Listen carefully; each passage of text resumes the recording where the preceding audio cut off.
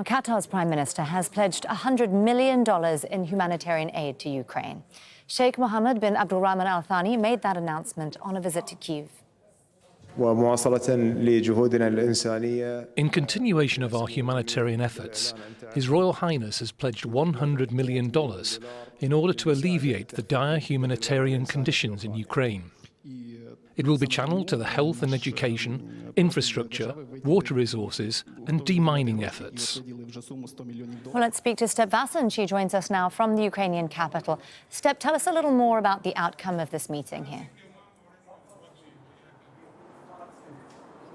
Well, this was the very first time a Prime Minister from Qatar has visited Ukraine since the two countries have established diplomatic ties around 30 years ago. And of course, the Ukrainian Prime Minister Sheikh said the visit comes at a very difficult time.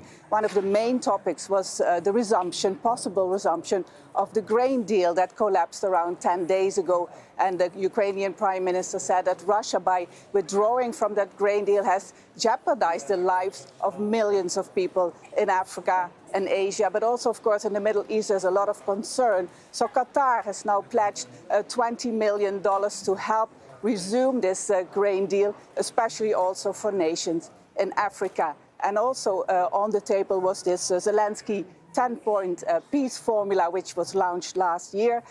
Both leaders have discussed how to implement more practically this peace formula. They looked at food security, the grain deal, for example, but also energy security, but also looking at education, healthcare. So there was a lot to talk about. A very far-reaching meeting. I know Ukrainian officials have welcomed Qatar's readiness to mediate in the efforts to repatriate those thousands of Ukrainian children that were taken to Russia since the beginning of the invasion. What more do we know about that? Yes, indeed. When Russia occupied these territories in Ukraine, it's estimated that 6,000 children have been taken away to Russia, and Russia says it wanted to protect these orphans, but Ukraine says these children are illegally abducted. So in March, the ICC, the International Criminal Court, has actually called this a war crime and has issued an arrest warrant against President Putin for this deportation. And now Qatar has offered to mediate with Russia about the return of these children. How exactly that will happen, we have no details about this plan, but this is, of course, very welcomed by the Ukrainians, who see this as a very serious crime and offense, and they really want these children to be returned as soon as possible.